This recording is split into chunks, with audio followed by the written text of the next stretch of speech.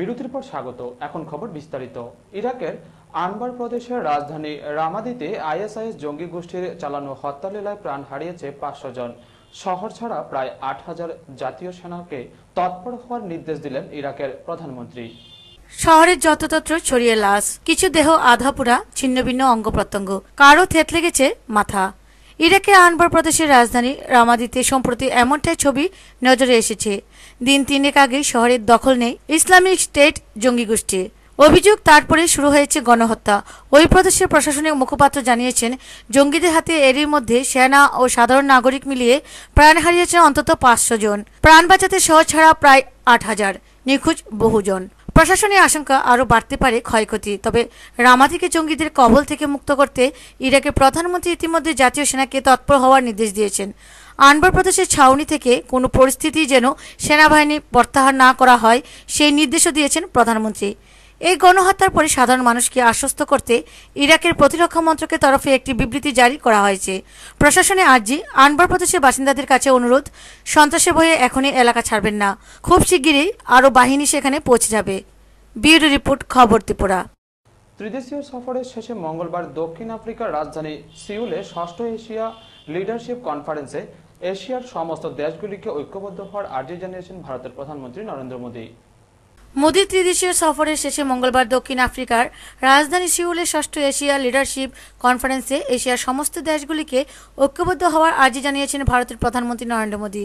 তিনি এই দিন বলেছেন, পৃথিবীকে নতুনভাবে গড়তে সকল এশিয়াবাসীকে এক হয়ে ঐক্যবদ্ধভাবে কাজ করতে হবে এবং এর মাধ্যমে রাষ্ট্রপুঞ্জ সহ বিশ্বব্যাপী প্রাতিষ্ঠানিক শাসন কার্যের সংস্কার সম্ভব, এমনই মন্তব্য করেছেন Modi. I also thank you for being with us. I hope the interactions among the CEOs of the two sides would have been very fruitful. Friends, India and Korea have had cordial relations from the ancient past. President Park just mentioned some ancient links in her speech. No wonder then that Bollywood films are very popular in Korea. Friends, I'm here to build upon this relationship. In fact, I've always been fascinated by Korea. I came here when I was Chief Minister of Gujarat and even before that. Honestly speaking, while in Gujarat, I used to wonder as to how a country of the size of Gujarat can do so much economic progress. তিনি ওই সম্মেলনে আরও বলেছেন, যদি গোটা Asia ঐক্যবদ্ধ হয় তাহলে এশিয়া আর আঞ্চলিক মহাদেশ হিসাবে সীমাবদ্ধ থাকবে না। এই মহাদেশ নিয়ে মোদির স্বপ্ন, একদিন সমগ্র এশিয়া একসঙ্গে জাগ্রত হবে। আমাদের দেশের সমৃদ্ধি মহাদেশের অন্যান্য দেশগুলিকে সমৃদ্ধ করবে। মোদি আরও বলেছেন, এশিয়ার অনেক দেশই রয়েছে যারা আর্থিক দিক থেকে বেশ শক্তিশালী। এই সমস্ত দেশের উচিত যে সমস্ত দেশ আর্থিক দিক দিয়ে পিছিয়ে তাদের পাশে দাঁড়ানো।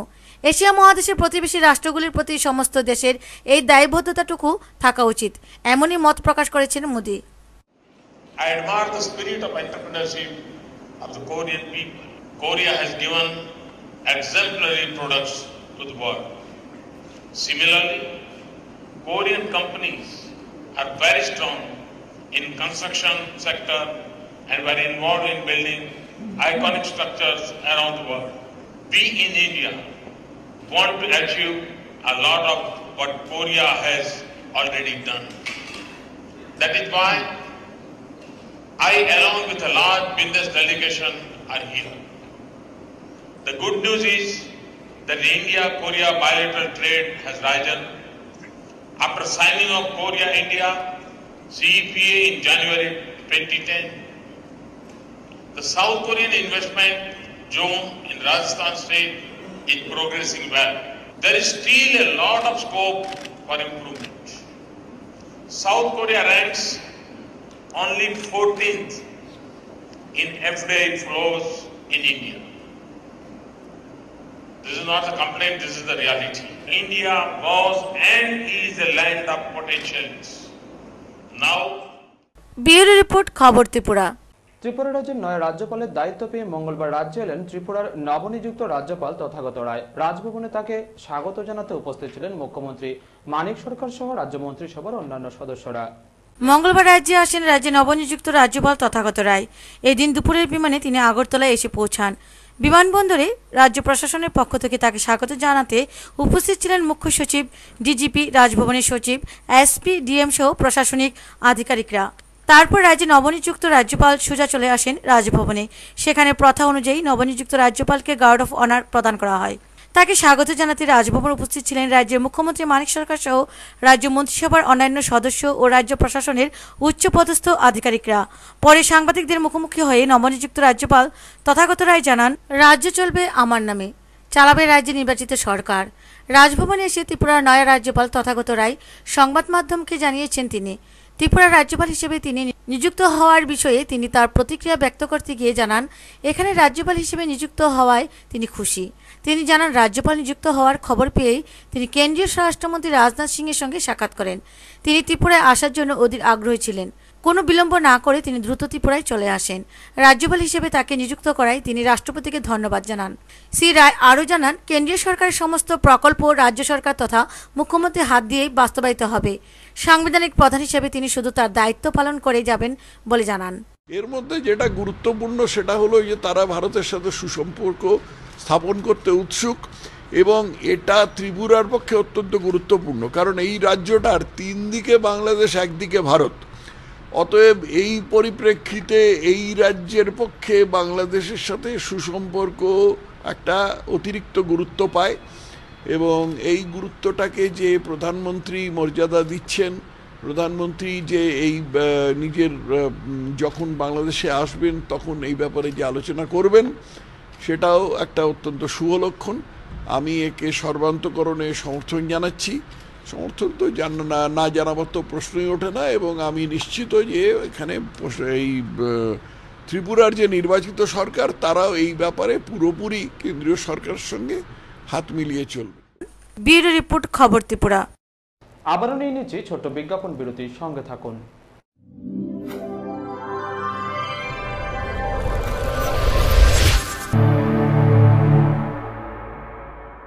বিরতির পর আবারও স্বাগত।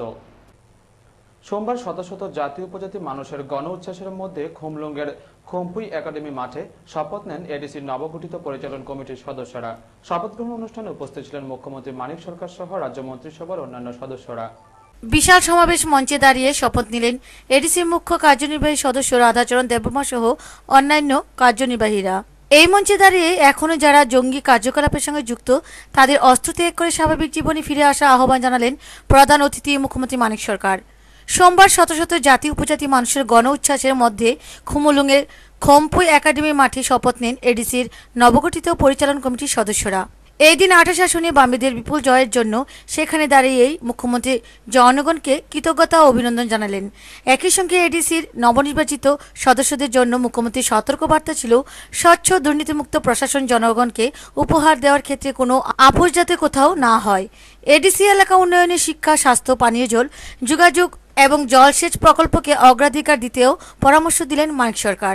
রাজ্যের বিপদগামী যুব সম্প্রদায়কে অস্ত্র ছেড়ে স্বাভাবিক জীবনে ফিরে আসতে এই দিন আবারও অনুরোধ জানান মুখ্যমন্ত্রী।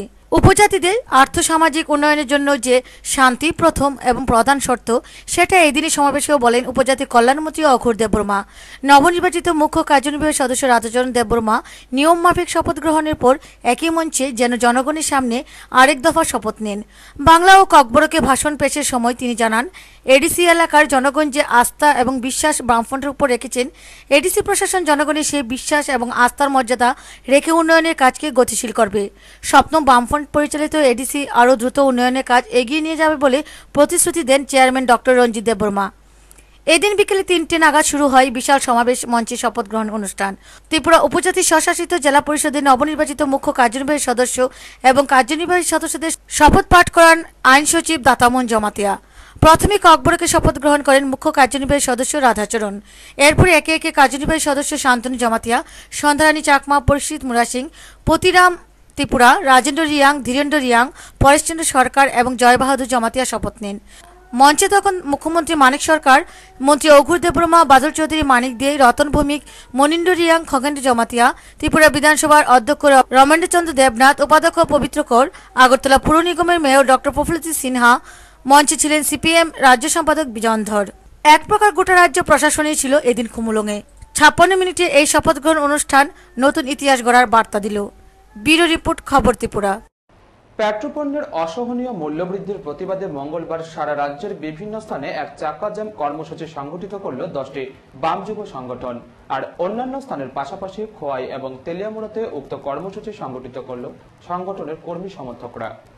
পেট্রোপণ্যের অসহনীয় মূল্যবৃদ্ধির প্রতিবাদে মঙ্গলবার সারা রাজ্যের পাশাপাশি খোয়াইয়ের 5টি স্থানে চাক্কা জ্যাম কর্মসূচিতে অংশ নিল ডিওয়াইএফআই খোয়াই বিভাগীয় কমিটির সদস্যরা। হাজারো যুবক যুবতী এই কর্মসূচিতে অংশ নিয়ে রাস্তায় দাঁড়িয়ে প্রতিবাদ জানায়। 10টি বামপন্থী ছাত্র যুব সংগঠন রাজ্যের মোট 150টি স্থানে 15 মিনিটের জন্য চাক্কা জ্যাম করা হয় মঙ্গলবার। তবে চাক্কা জ্যামের ফলে যাত্রীদেরও 15 মিনিট যাবৎ যে অসুবিধার সম্মুখীন হতে হয়েছে তার জন্য আগাম দুঃখ প্রকাশ করে ছাত্র যুব সংগঠনগুলি। পেট্রোপণ্যের মূল্যবৃদ্ধির প্রতিবাদ করার জন্য মানুষের সহযোগিতা চেয়েছিল।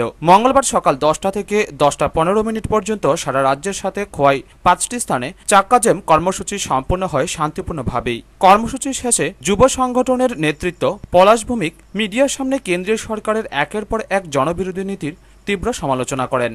ত্রিপুরা রাজ্য কমিটির সিদ্ধান্ত অনুযায়ী পেট্রোল এবং ডিজেলের চড়া হারে মূল্যবৃদ্ধির প্রতিবাদে আমরা রাজ্য জুড়ে 15 মিনিটের চাক্কা জ্যাম কর্মসূচি প্রতিপালন করছি। খোয়াই বিভাগে মোট 5টি স্থানে আমরা এই চাক্কা জ্যাম কর্মসূচি সংগঠিত করেছি। এই 5টি স্থানে প্রায় 1000-এর বেশি যুবক যুবতী এই কর্মসূচিতে অংশগ্রহণ করেছে। আমরা ভারতের গণতান্ত্রিক যুব ফেডারেশন মনে করি কেন্দ্রীয় সরকারের এই নীতির ফলে, এই সিদ্ধান্তের ফলে সাধারণ মানুষের উপর মারাত্মকভাবে বোঝা চাপবে এবং ডিওয়াইএফআই আমরা আগামী দিনে কেন্দ্রীয় সরকারের প্রতিটি জনবিরোধী নীতির বিরুদ্ধে আমরা রাস্তায় থাকব, প্রতিবাদ লড়াই সংগ্রামে আমরা সামিল হব এবং অনুরোধ করব সমস্ত অংশের মানুষ কেন্দ্রীয় সরকারের এই মানুষমারা নীতির বিরুদ্ধে লড়াই সংগ্রামে কাঁধে কাঁধ। এদিকে সারা রাজ্যের সাথে তেলিয়ামুড়া মহকুমায় বামপন্থী ছাত্র যুব সংগঠনের তেলিয়ামুড়া বিভাগীয় কমিটির উদ্যোগে তেলিয়ামুড়া অম্পিচমনির আসাম আগরতলা জাতীয় সড়কে 10টা থেকে 10টা 15 মিনিট নাগাদ চাক্কা জ্যাম কর্মসূচি পালন করা হয়। কেন্দ্রীয় সরকারের পেট্রোল, ডিজেল ও দ্রব্যমূল্য বৃদ্ধির প্রতিবাদে এই চাক্কা জ্যাম কর্মসূচি হাতে নেয় সংগঠন। মূল্য বৃদ্ধির ফলে দেশের যে নিত্য প্রয়োজনীয় জিনিস, সেই জিনিসের দাম আরেক দফায় বৃদ্ধি পাবে। আমরা লক্ষ্য করছি যে দেশের সরকার, যে সরকার ক্ষমতায় আসার আগে বলেছিল যে আমরা ক্ষমতায় এসে জিনিসপত্রের দাম কমাবো, বিশেষ করে নিত্য প্রয়োজনীয় জিনিসের দাম আমরা কমানোর চেষ্টা করবো। এই স্লোগান দিয়ে যারা ক্ষমতায় এসেছিল আমরা লক্ষ্য করছি ক্ষমতায় বসে তারা একটার পর একটা সিদ্ধান্ত নিচ্ছে দেশের দরিদ্র শ্রেণীর স্বার্থে, বড় লোকদের স্বার্থে। এই চাক্কা জ্যাম কর্মসূচিকে সামনে রেখে কোনো ধরনের ঝুঁকি নিতে নারাজ পুলিশ প্রশাসন, আর একে কেন্দ্র করে পুলিশি ব্যবস্থাও ছিল লক্ষ্য করার মতো। পেট্রোপণ্যের মূল্যবৃদ্ধির প্রতিবাদে দেশের বিজেপি সরকারের প্রতি জেহাদ ঘোষণা করে চাক্কা জ্যাম কর্মসূচিতে উদয়পুরেও সামিল হল শত শত ছাত্র যুবরা। মঙ্গলবার গোটা রাজ্যের সাথে উদয়পুর মহকুমার 16টি স্থানে বামপন্থী ছাত্র যুবরা অংশ নেয় চাক্কা জ্যাম কর্মসূচিতে। সকাল 10টা থেকে 15 মিনিটের কর্মসূচিতে উত্তাল হয় গোটা মহকুমা। এদিন তোলামুড়া, মির্জা কাকরাবন, পেড়াতিয়া, গোকুলপুর, বাগমা, শালগড়া, কিল্লা, পুরাতন মোটর স্ট্যান্ড, মহারানী, উদয়পুর রমেশ চমুনি এলাকাসহ 16টি স্থানে 15 মিনিটের জন্য রাস্তায় গাড়ির চাকা বেঁধে পেট্রোপণ্যের মূল্যবৃদ্ধির প্রতিবাদ জানায় ছাত্র যুবরা। এদিন বিভাগের মূল কর্মসূচিটি হয় উদয়পুর রমেশ চমুনিতে। এখানে চাক্কা জ্যাম কর্মসূচির আগে বিজয় চক্রবর্তী, মিঠুন মজুমদার, দেবব্রত সেনের সভাপতিত্বে বিষয়বস্তু তুলে ধরে বক্তব্য রাখেন এসএফআই নেতা শুভ চক্রবর্তী, মৃণাল মজুমদার সহ অন্যান্যরা। সমস্যা করতে পারেন। আমরা বামপন্থী ছাত্র যুব সংগঠনগুলি যে দাবি নিয়ে লড়াই করছি, এটা শুধুমাত্র আমাদের দাবি না, এটা গোটা রাজ্যের, গোটা দেশের আপামর গরিব শ্রমজীবী শ্রমিক শ্রেণীর মানুষ যারা আছেন, যারা প্রতিদিন রোজগার করে তাদের জীবন জীবিকা পরিচালনা করেন, তাদের দাবি। সুতরাং সেই জায়গার মধ্যে দাঁড়িয়ে 10টা থেকে 10টা 15 মিনিট সময়ের মধ্যে আমাদের বামপন্থী ছাত্র যুব সংগঠনটাকে আজকে গোটা রাজ্যের মধ্যে যে চাক্কা জ্যাম কর্মসূচি সংগঠিত করার পরিকল্পনা এবং কর্মসূচিকে বাস্তবায়ন করার উদ্যোগ আমরা গ্রহণ করেছি, সেই উদ্যোগকে সাফল্যমণ্ডিত করার প্রশ্নে পথ চলতি মানুষ, সাধারণ যাত্রী যারা আছেন তাদের কাছে আমরা বিনম্রভাবে আহ্বান রাখবো, আপনারাও সোচ্চারভাবে সহ 10টি বামপন্থী ছাত্র যুব সংগঠন আজকে আমরা সারা রাজ্যেই 10টা থেকে 10টা 15 মিনিট অর্থাৎ 15 মিনিটে আমরা চাক্কাজাম কর্মসূচি আমরা হাতে নিয়েছি। কী কারণে চাক্কাজাম কর্মসূচি আমরা হাতে নিয়েছি? আমরা দেখছি এই সময়ের মধ্যে আমাদের দেশের মধ্যে 1 বছর এখনো পূর্ণ হয়নি। আমরা দেখছি এই সময়ের মধ্যে আমাদের দেশের মধ্যে সুবিনের নামে যে সরকারটা এখানে প্রতিষ্ঠিত হয়েছে আমাদের দেশের মধ্যে, বিজেপির নেতৃত্বে, নরেন্দ্র মোদীর নেতৃত্বে এই সরকার এই সময়ের মধ্যে একের পর এক জনপ্রতিনিধি আমাদের দেশের মধ্যে লাগাতে হচ্ছে। ফ্ল্যাগ ফেস্টুন সহযোগে ছাত্র যুবরা সামিল ছিল কর্মসূচিতে। 15 মিনিটের জন্য যারা গাড়িতে বসেছিলেন তাদের হাতে সংগঠনগুলির পক্ষ থেকে তুলে দেওয়া হয় কর্মসূচির বার্তা লিফলেট। রাজ্যের 10টি বাম সংগঠনের উদ্যোগে ডাকা 15 মিনিটের চাক্কাজাম কর্মসূচিকে সর্বাত্মক সফল করার লক্ষ্যে রাজ্যব্যাপী কর্মসূচির অঙ্গ হিসেবে মঙ্গলবার অন্যান্য স্থানের সঙ্গে সোনামুড়া ব্রিজ চৌমুহনীতে এক চাক্কাজাম কর্মসূচি সংগঠিত করল ডিওয়াইএফআই এবং এসএফআইয়ের কর্মী সমর্থকরা। এদিন সকাল 10টা থেকে 10টা 15 মিনিট পর্যন্ত এই 15 মিনিটের চাক্কাজাম কর্মসূচি পালন করা হয়। এদিনের কর্মসূচিতে উপস্থিত ছিলেন ডিওয়াইএফআই সোনামুড়া বিভাগীয় সভাপতি নিত্যানন্দ বর্মন সহ সংগঠনের অন্যান্য কর্মী সমর্থকরা।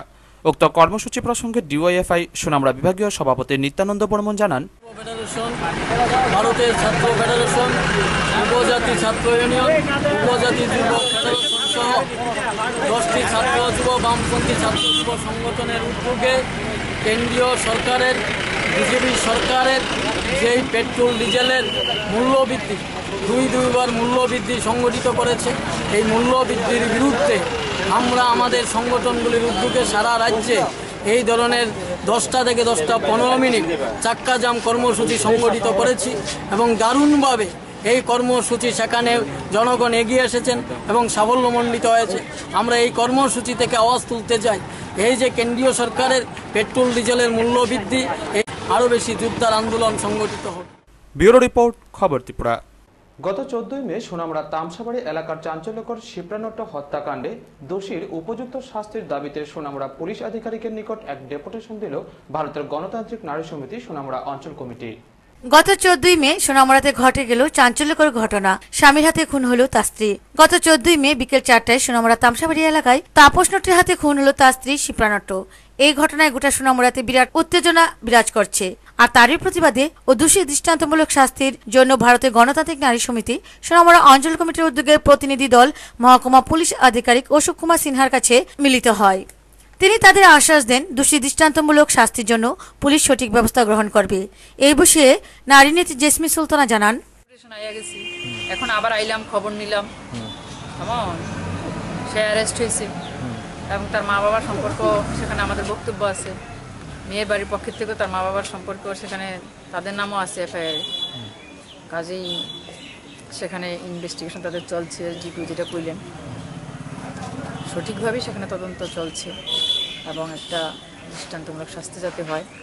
কারণ বিশেষ করে ঘটনাটা যেভাবে ঘটছে শুধু মাইরেই শেষ না, মারার পরে আবার পুরাই দিল, বিভৎস ঘটনা।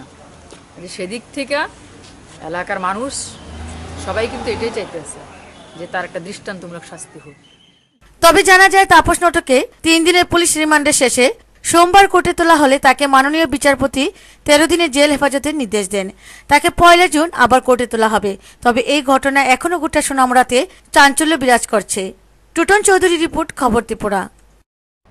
নিজ বাড়ির সামনে রেলের নিচে কাটা পড়ে মৃত্যু হলো এক যুবকের। ঘটনা তেলিয়ামুড়া থানাধীন মাইগঙ্গা অফিস টিলা সংলগ্ন রেল লাইনে। ঘটনা তদন্ত করছে পুলিশ। নিজ বাড়ির সামনে রেলের নিচে কাটা পড়ে মৃত্যু এক যুবকের। 17 বছরের মৃত ওই যুবকের নাম মরণ বিশ্বাস। সোমবার রাত প্রায় 6:30 নাগাদ তেলিয়ামুড়া থানাধীন মাইগঙ্গা অফিস টিলা সংলগ্ন রেল লাইনে দুর্ঘটনাটি ঘটে। রেল পুলিশ দুর্ঘটনাস্থল থেকে মৃতদেহ উদ্ধার করে রাতেই তেলিয়ামুড়া গ্রামীণ হাসপাতালের মর্গে নিয়ে রাখে। স্থানীয় মানুষের অভিমত, সন্ধ্যার সময় জিরানিয়া হইতে ধর্মনগরগামী মালবাহী ট্রেনের নিচে কাটা পড়ে তার মৃত্যু হয়েছে। এই ঘটনায় তার বাঁ হাত দেহ থেকে ছিটকে যায়। ঘন্টা নেই আমি পড়ছে বলে শুনছি, রেলওয়ের লোক পড়ছে, তারপরে শুনাইছেন। মরণ বিশ্বাস বাড়ি অফিস তরু আসলো, ঠিক আছে মিরিগারাম আসলো। ঘটনা 5:30 রেলটা যাবার মালা গাড়িটা গেছে। মৃতের বাবা নিরঞ্জন বিশ্বাস জানান, তার ছেলে মরণ মৃগী রোগে দীর্ঘদিন ভুগছিল। আমার ছেলেটা মারা গেছে বলে মরণ বিশ্বাস জিজ্ঞেস না আরো কার সবাই তো জানে আর সমাজ ধরে বালা ডেলি একটা পরীক্ষা হয় হঠাৎ করে ফিট হয়ে যায় আবার 2-5 মিনিট পর আবার ঠিক হয়ে যায়। ঘটনার তদন্তে নেমেছে রেল পুলিশ। ব্যুরো রিপোর্ট, খবর ত্রিপুরা। আমরা বাঙালি উত্তর জেলা কমিটির উদ্যোগে ধর্মনগর নেতাজি মূর্তির পাদদেশে 19 মে বারাকের ভাষা শহীদদের স্মরণে এক স্মরণসভার আয়োজন করা হয়। 1961 সালের 19 মে ঘটে যাওয়া ঘটনা এবং যার ফলস্বরূপ 11 জন শহীদ হয়েছিলেন তাদের স্মরণে আমরা বাঙালি উত্তর জেলা কমিটির উদ্যোগে ধর্মনগর নেতাজি মূর্তির পাদদেশে স্মরণ সভা করে সেখানে শহীদদের স্মরণে মাল্যদান ও পুষ্পস্তবক অর্পণ করা হয়। আমরা বাঙালির পক্ষ থেকে এই দিনটির যথাযোগ্য মর্যাদার সাথে পালন করা হয়। এই সম্পর্কে জেলা কমিটির সদস্য বিভাস দাস বলেন, তখন ওদের উদ্দেশ্য ছিল সমস্ত আসাম থেকে বাংলা ভাষাকে নিশ্চিহ্ন করে ফেলা। এরই প্রতিবাদে সারা কাছাড় ডিস্ট্রিক্ট বরাক উপত্যকা মিলে এর প্রতিবাদ স্বরূপ সারা স্টেশন চত্বর তথা সমস্ত শিলচর শহরকে ওরা ঘিরে ফেলে বাংলা ভাষা দাবি ছিল সারা বাংলার অঞ্চলে সমস্ত সরকারি কাজে বেসরকারি কাজে বাংলা ভাষাকে প্রয়োগ করতে হবে, প্রধান ভাষা হিসেবে বাংলা ভাষা করতে হবে। এর প্রতিবাদে আসাম সরকার গর্জে উঠেছিল সেই বাঙালিকে নিধন করা বাংলা ভাষাকে চিরতরে মিশিয়ে দেওয়ার জন্য। এর প্রতিবাদে কমলাকান্ত ভট্টাচার্য তরুণী নিয়োগী সহ 11 বাঙালি সেদিন শহীদ হয়েছিলেন। শিলচর স্টেশন চত্বরে লুটে পড়েছিল 11টি প্রাণ। সেই হিসেবে আজ আমরা এই 19 মে